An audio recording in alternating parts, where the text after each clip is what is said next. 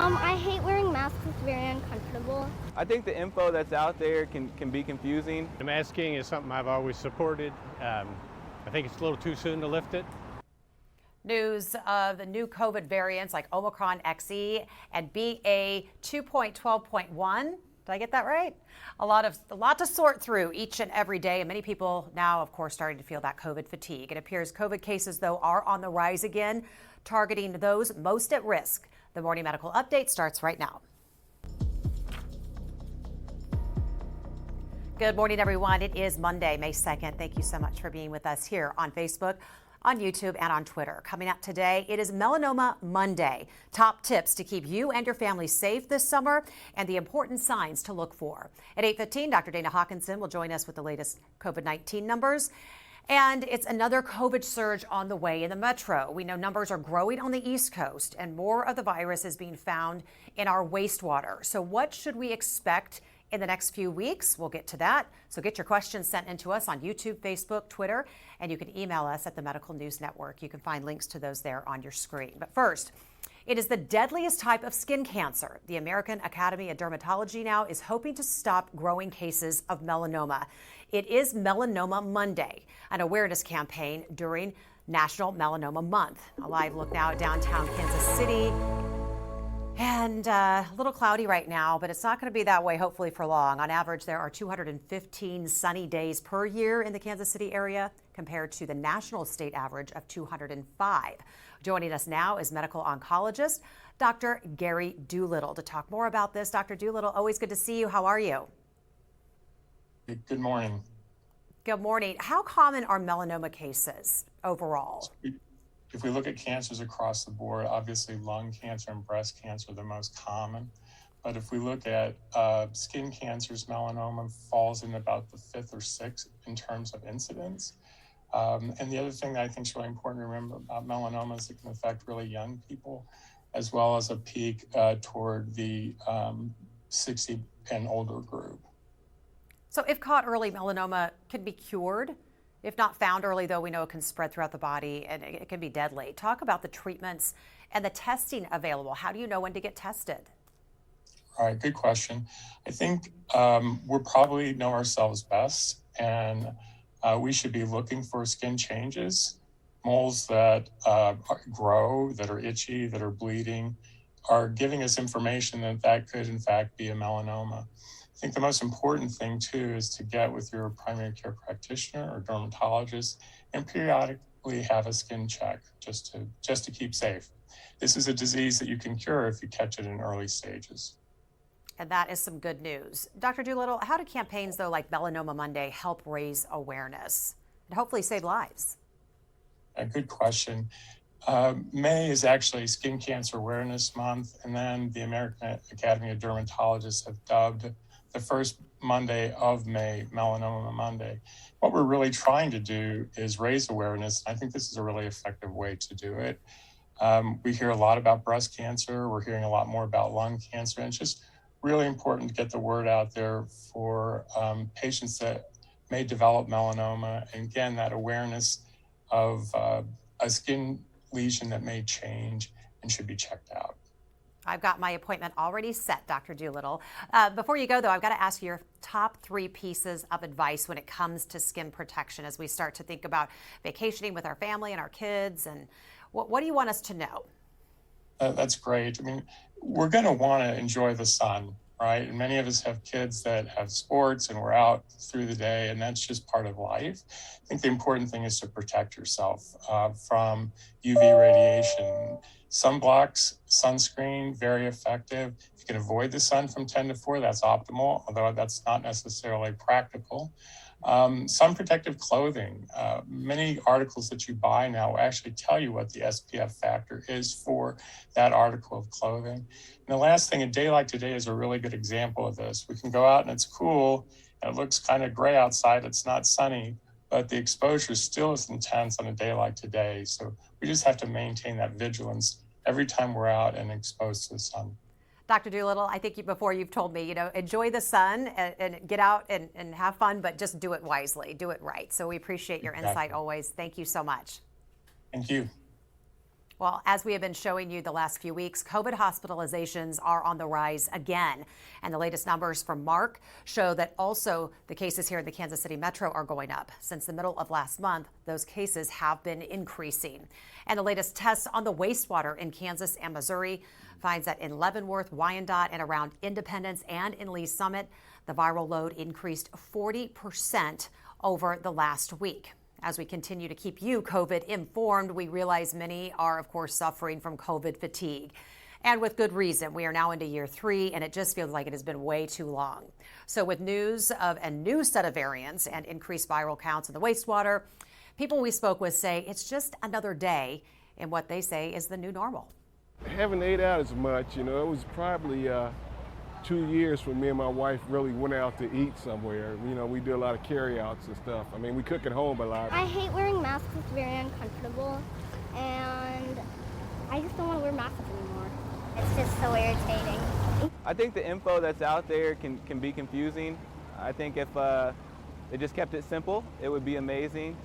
It would probably help people in terms of knowing what's actually happening, on the street. The masking is something I've always supported. I think it's a little too soon to lift it. It's in some cases anyway, at least like the transportation and stuff, I fly a lot. A mixed bag of how people are feeling about COVID. Dr. Dana Hawkins, Medical Director of Infection Prevention and Control. Of course, we're talking COVID, so you're front and center with us today. Also, we brought in Dr. Nathan Barr, infectious disease specialist as well. So we'll be talking to you and answering some questions. We've got Dr. Jessica Callender-Rich, geriatric medicine and hospice and palliative medicine specialist here at the health system. And we're also joined by Dr. Mark Johnson. He is lead researcher with the Sewer Shed Surveillance Project at the University of Kansas. Good morning to all of you. Thank you for being with us today. Dr. Callender-Rich, I'm going to start with you. So you're seeing an increase in COVID cases in nursing homes around the metro. What exactly do we know about this? We know that the cases are going up very slowly and in a really sporadic fashion, but we're seeing more than we had been seeing over the past few weeks. And frankly, we're really hopeful that this is not going to turn into big numbers like we've seen previously. People continue to not be super sick, but the cases are there and they're increasing. So we know these hospitalizations are going on. Are you seeing any type of different symptoms that maybe we haven't seen in the past among your patient population that you treat? Not as of yet. It's really been a lot of upper respiratory coughs and colds, maybe a little more GI upset, but otherwise it's been pretty standard.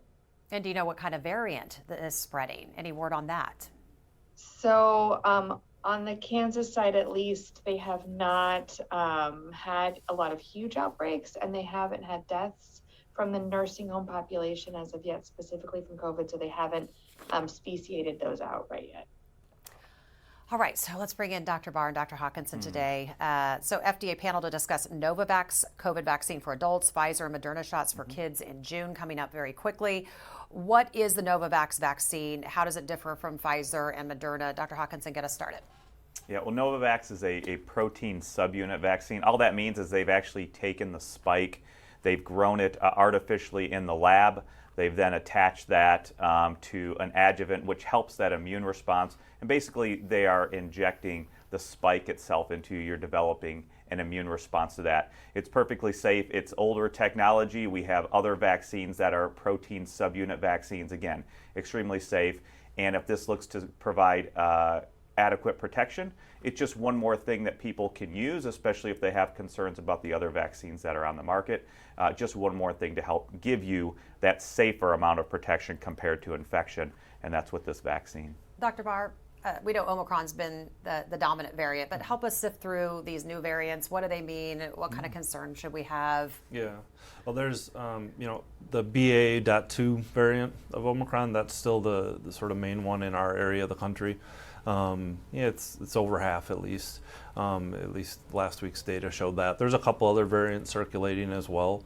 I think the ones to maybe sort of keep in the back of our minds right now, there's a BA.4 and a BA.5 that have been found in South Africa, and there's some preprint data, so meaning not yet peer-reviewed data, that suggests perhaps those variants are able to evade antibody responses from people that have been infected with Omicron in the past.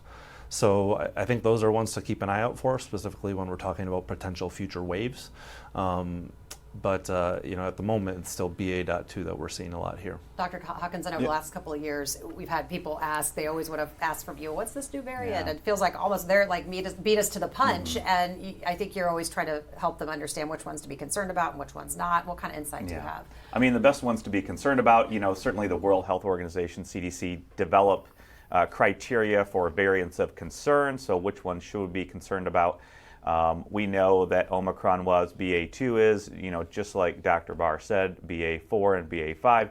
They evade that antibody response. And we saw that happen. There's a good published story article in New England Journal of Medicine showing that people who were infected only with Omicron, who had no vaccination, they did not develop any antibodies towards anything else like BA.2. However, those people that were vaccinated previously got infected with Omicron, they did have then development of antibodies toward BA.2 as well. So I think that continues to emphasize the point that vaccination does help. It does help develop antibodies even toward variants that we haven't seen before or have not been previously identified. I think that's the important issue. The other important issue is we will continue to see more variants. That is what viruses do. That is what this virus is doing, continues to evolve based on our immune protection and other things as well.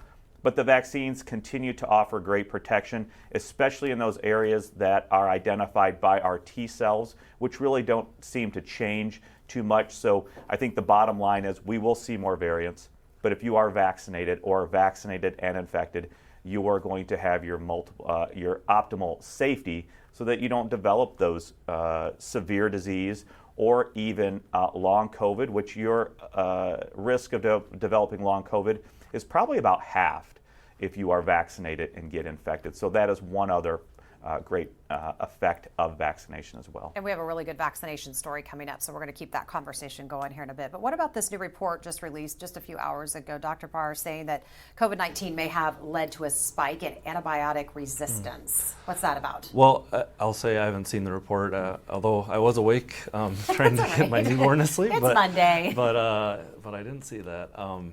But here's what I would imagine the deal is, and I did see a headline, perhaps this is it.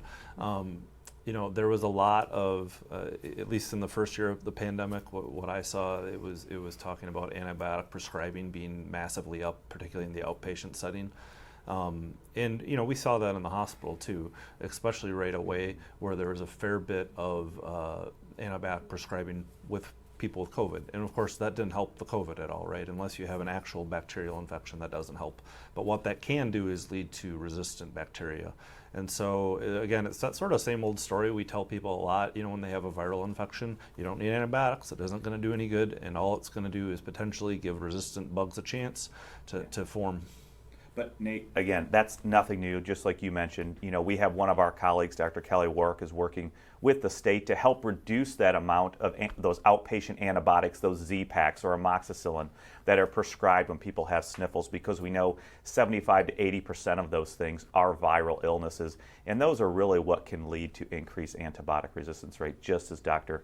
Barr was talking about. Dr. Johnson, let's get you in on this conversation. We're seeing an increase in the viral load in the wastewater here in the metro area. Explain if this is all COVID. Is this something else? Have you discovered anything new since we spoke with you last? Well, it's definitely all COVID, but I want to clarify off the bat. Numbers are still overall pretty low compared to where we've seen them. They're considerably lower than they were during the Omicron wave in January and February, but they are moving in the wrong direction. And particularly in the St. Louis and Kansas City areas, we're seeing a whole lot of BA.2 12.1. We probably don't have any, we haven't seen very many patient sequences yet, but those are usually lagging by a few weeks. But I should mention, it's not, so anytime you have an outbreak, there's really three factors. There is the immunity of the population, there's the behavior of the population, and then there's the variant itself. Sometimes having a new variant all by itself is enough to push it over the edge where you have a big outbreak. That was the case with both Delta and also with Omicron, the original Omicron wave. We could watch it throughout the state. We would watch the sewer sheds. We would see it first appear, and then without failure, within 2 or 3 weeks, we would see a giant increase in the amount of RNA from the sewer shed and also the number of diagnosed patients.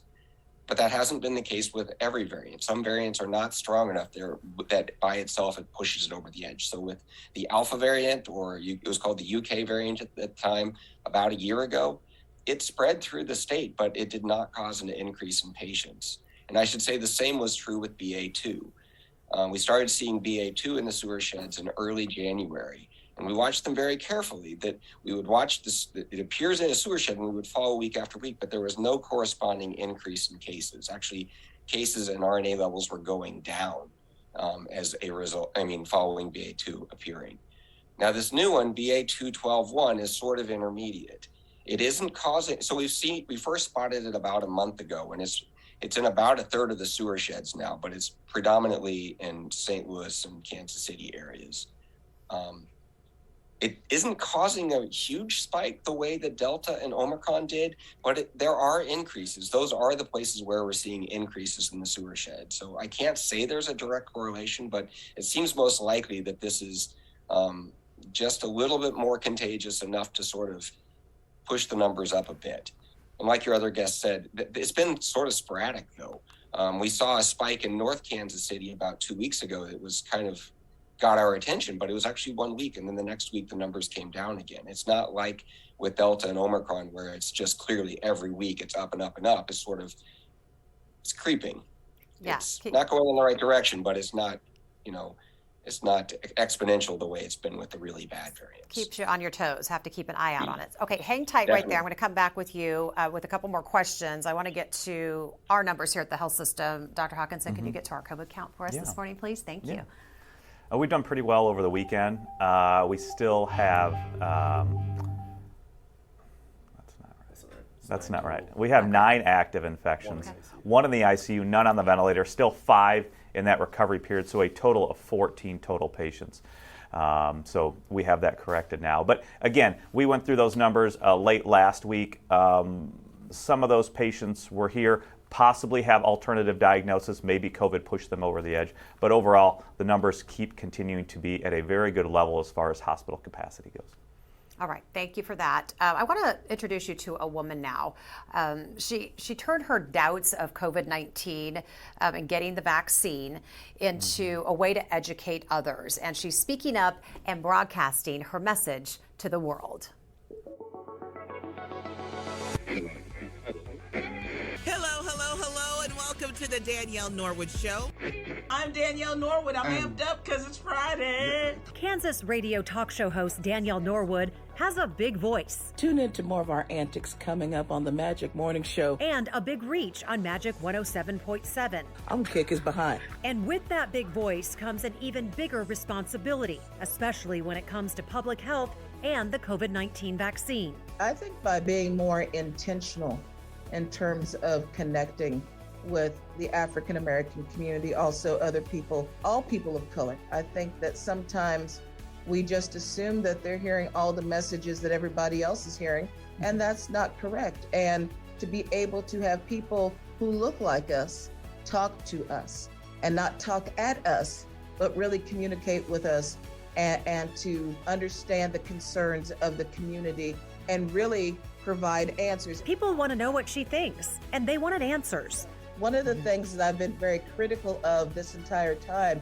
is that there's so many messages coming at us. There's so many people saying so many different things that it's really confusing to the public. But when it came to the science behind the vaccine, Danielle, a leader in her community, wanted answers too. The biggest concern that I had initially was that it was all too soon.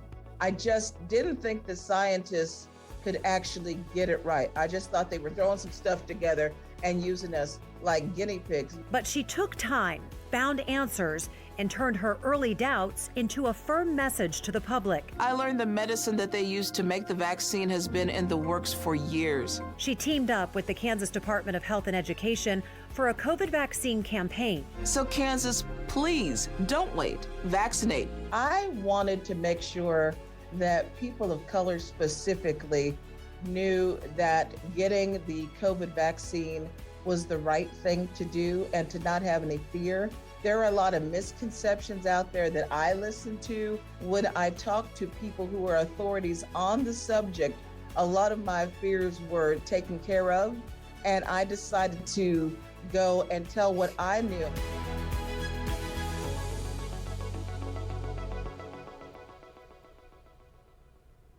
Okay, I just love that lady. Okay, so we're going to continue our discussion right now on the latest COVID news, and part of the news has always been the vaccine. And Dr. Barr, I'll just start with you, Dr. Barr. Just how important has it been to make sure that every group along the way is being informed? I think what Danielle said, not everybody hears things the same way. Yep. Not everybody, it doesn't sink in for everybody the same way. There's no right or wrong necessarily.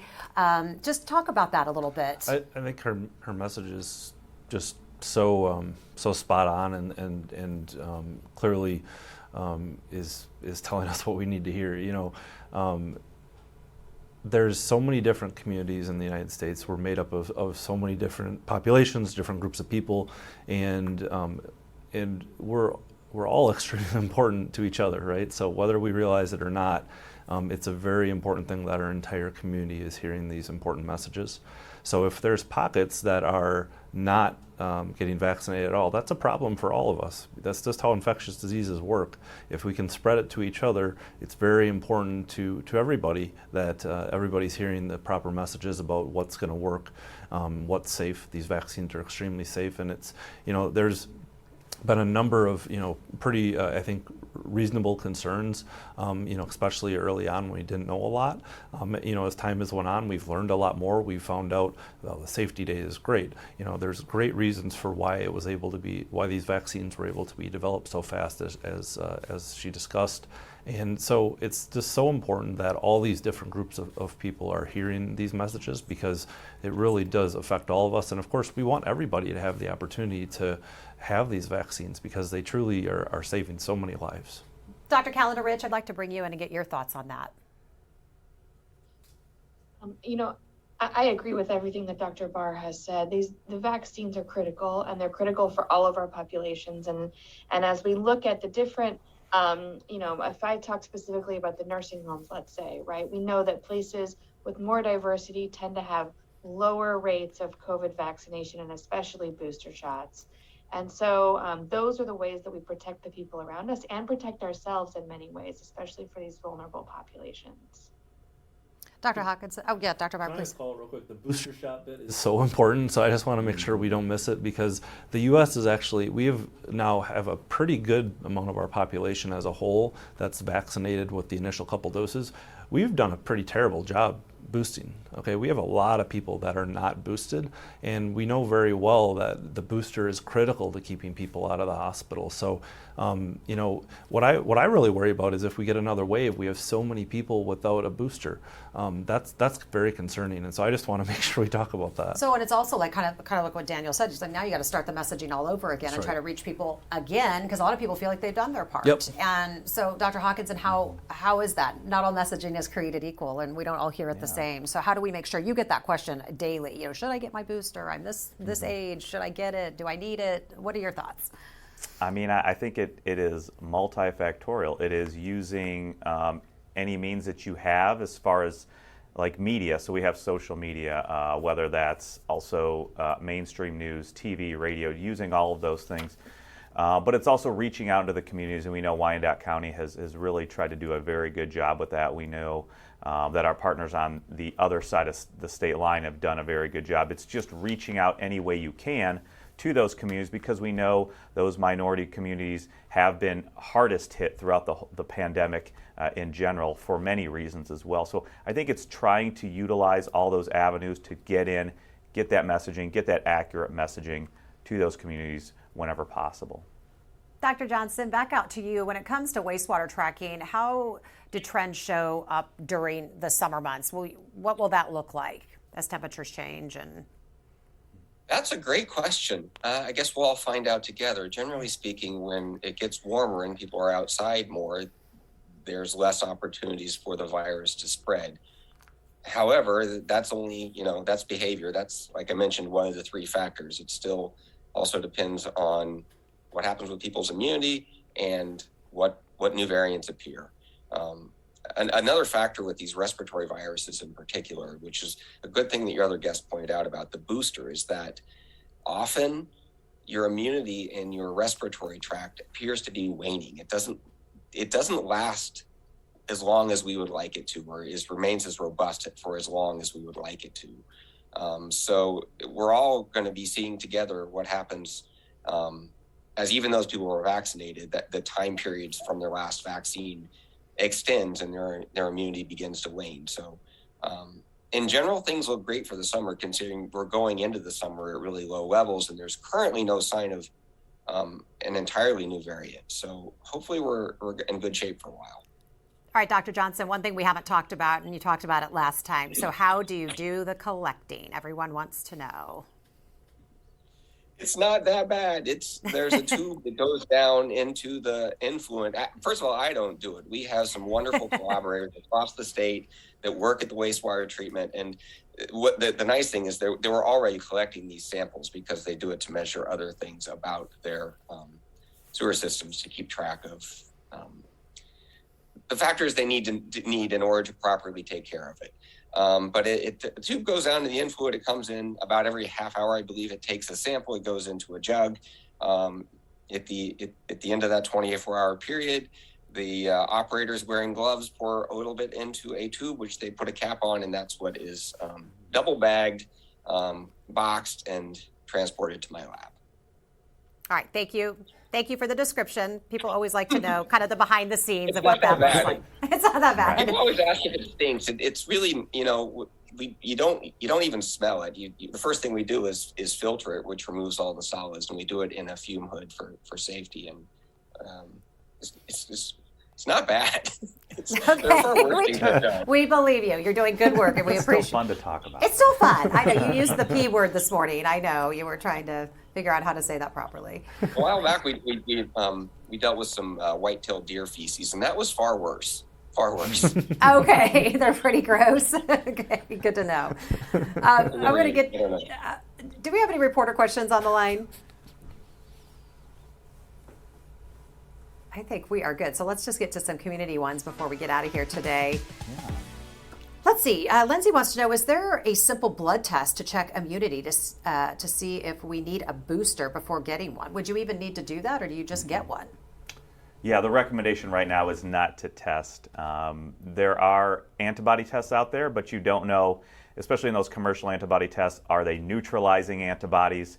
Are they just antibodies to spike in general? There's really no way to tell about immunity from an antibody test. There also are T-cell tests, but those are very difficult to come by, and those necessarily won't provide you with a level of immunity. In addition, we don't know what level of immunity is good, and so the bottom line is if you need to be up to date, if you need to get that booster, go get that booster. Okay, waiting for this question to come in. Okay, let's see. Jean says UK Health Agency data shows 78% of deaths were vaccinated and boosted. What are the implications of this for US and the causes? Mm-hmm. Familiar? So I don't know the latest iteration of that report, but I guess my inkling would be that it probably has to do with like what are our absolute numbers and what are the overall vaccination numbers. So, if you have a population that's highly vaccinated and still includes, as our health system does, a lot of patients that have suppressed immune systems, so that we know those vaccines won't work as well, then you're going to see a lot of vaccinated folks simply because so many are vaccinated get sick, right? If you have a very small amount of unvaccinated folks, then the proportion is going to be less. So when I hear percentages, my first thought when it doesn't quite click with what should make sense with what we've seen all along is, well, what are the absolute numbers? Because if you show me only percentages, it doesn't tell me anything about that. Yeah, I would agree with that totally. I mean, I think you have to look at that total number. I mean, we've always said we would prefer if 100% of the people that came into the hospital were vaccinated and boosted. If they came in for COVID, were vaccinated and boosted for COVID, because what would that mean? Overall, our total numbers are going to be extremely low as compared to what they were before. And for the United States, you can certainly go to the CDC. They have updated recently their vaccination status against hospitalization and death. They update that monthly, and I think they just did a recent update of that. And you can still see overall, though, that the vast majority of the people that do die or hospitalize are unvaccinated or not up to date with their booster as compared to those that are up to date. Question from, and this is a good one because we get that, is about our long haul clinic. Jamie wants to know, do we still have the long haul clinic? And are we looking for clients for any studies? Are we still doing studies? So we don't have the formal, Dr. Hawkins, correct me if I'm wrong here. We don't have the formal long haul clinic like we did at one point, but of course all of our different specialties of doctors are available to see patients with symptoms that might go along those lines. So it just depends on what you're dealing with, and that would be the appropriate doctor to see. So that's how that goes. Yeah. Yeah, I would agree. We had so much demand for this, and I think moving forward, we are going to continue to see so much demand, and it is going to impact people's lives and their productivity, all of that.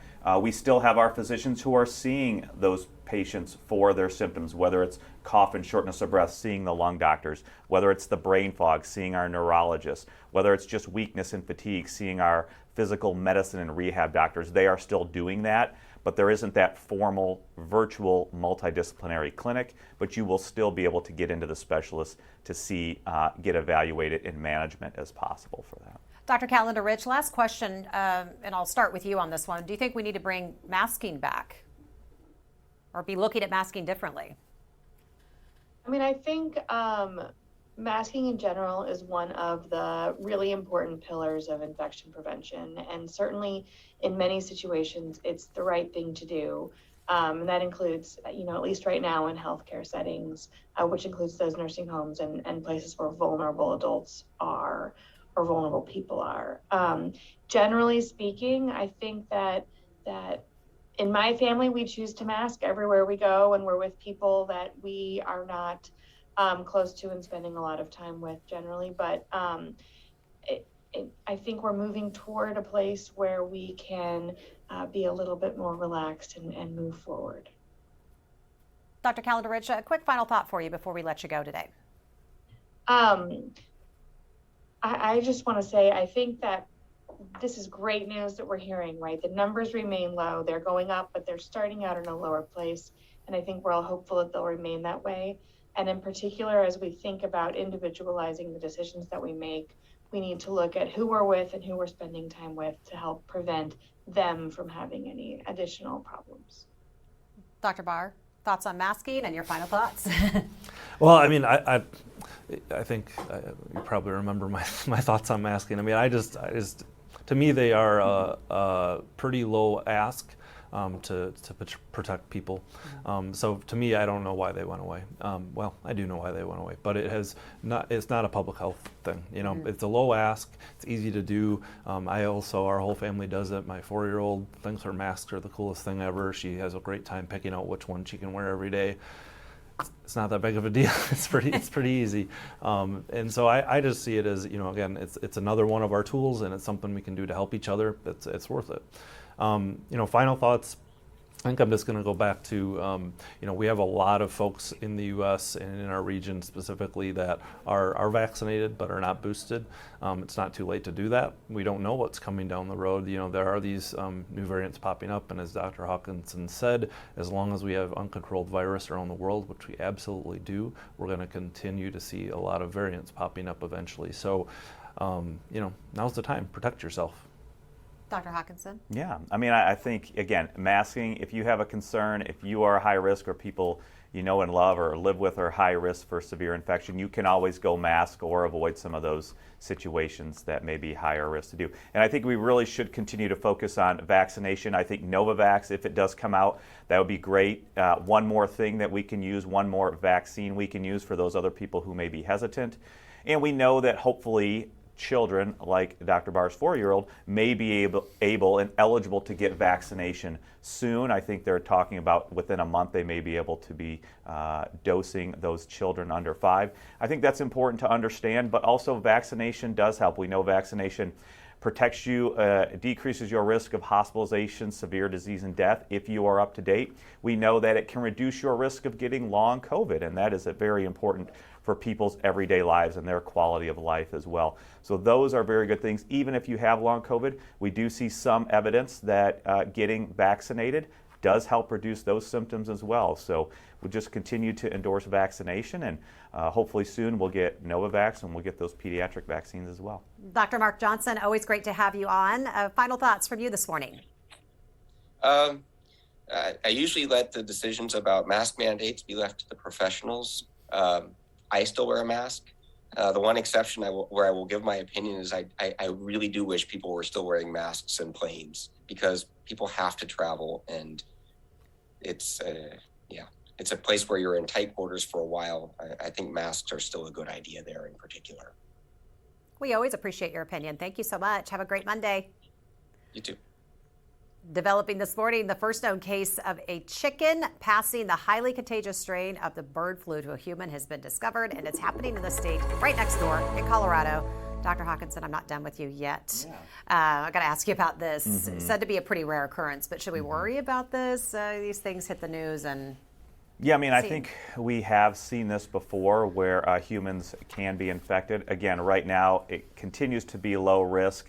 That particular patient is doing well, was young, otherwise healthy, did receive antiviral therapy. There isn't widespread spillover events from these birds or these fowls to humans, and there hasn't been any human-to-human transmission. It's something that we always need to be careful about, and so I think we have those methods in place to monitor, but we'll just kind of see how this story develops. Unfortunately, what we do know is that the H5 flu is a huge outbreak and epidemic right now in our bird populations. All right.